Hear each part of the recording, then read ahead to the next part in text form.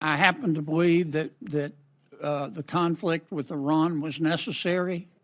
The people we're dealing with Charles Manson, and you can't give him a nuclear weapon, and that's why we had to go Catwoman on Iran. But I think we're pretty close to being done. I don't think the president's going to send in troops. When the conflict ends, the price of gas will come down. I don't know how fast.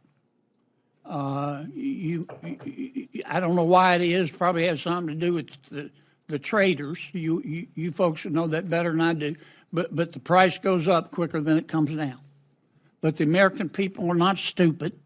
They get it. They understand when we have conflicts in the Middle East affects the price of energy. Number two, or whatever the hell it is. I have great respect for Senator Schumer. I like Iris, his wife, better, but I like Chuck. He is a shrewd negotiator. He did the right thing for America last March when we were in the shutdown and helped us get out of a shutdown. He got beaten bloody by a big portion of his party. In fact, they cut him up so bad, all they have left to work on is scar tissue. I'm really worried that Chuck's going to shut down government again right before the midterms. I hope I'm wrong. I hope my colleagues will talk to him and try to convince him that would be a bad thing to do. But I want to get ready for it. I don't want to stop our work on our budget. I want to go full speed ahead. But I deal with the world as it is, not as I want it to be. None of that requires comment. Okay? In fact, my advice to you is to stay away with this business of how fast the price of gas is going to come down. Okay? I don't want to get off on that tangent. The safest thing to say is soon. I'm going to save all my questions and let my colleagues talk.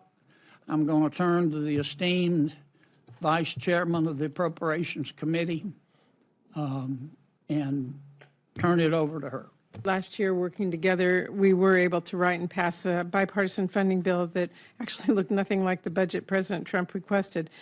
I didn't love it, but it was a compromise. We worked well together, and we delivered investments to lower energy costs and advance American innovation.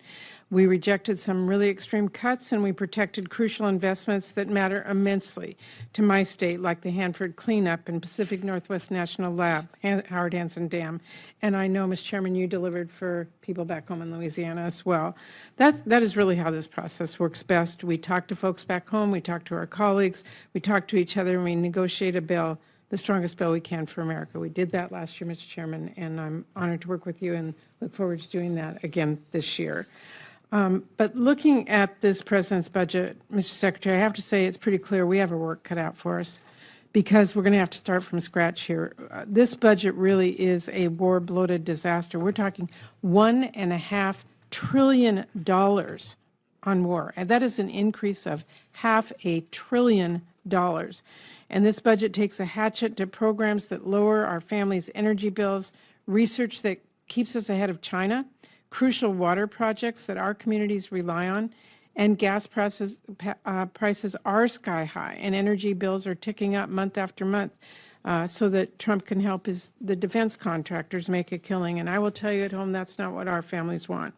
You know what they are worried about? They are worried about energy costs.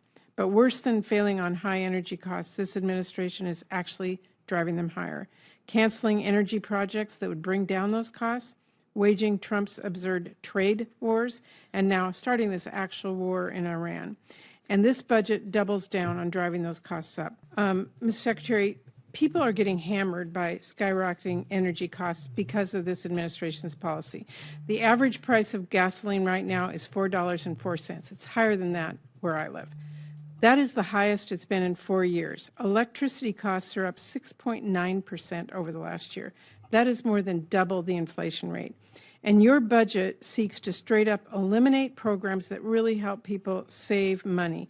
I mentioned it before, the weatherization assistance, state energy programs.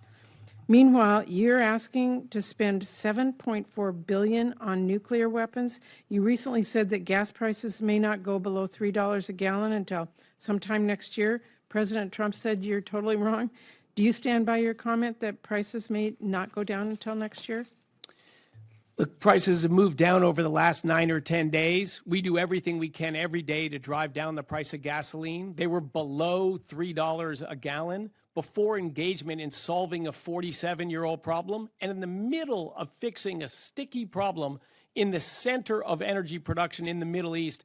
Gasoline prices today are still $1 lower than they were in the middle of the Biden administration. About 10% of the oil and gas production capability of the Gulf's been destroyed in the current war in Iran. It's also impacting fertilizer. Farmers are planting where I'm from. It's also impacting helium, which is critical for healthcare and for semiconductors. We're going to see long-term impacts from this war in Iran, impacts at the pump, impacts in manufacturing, impacts in farming and the cost of food. I think we ought to wrap it up as soon as we possibly reasonably can. But I think we're going to be paying for the costs, and so will the average American, for at least another year to go. If you like this video, then like, share, and subscribe to Mirror Now.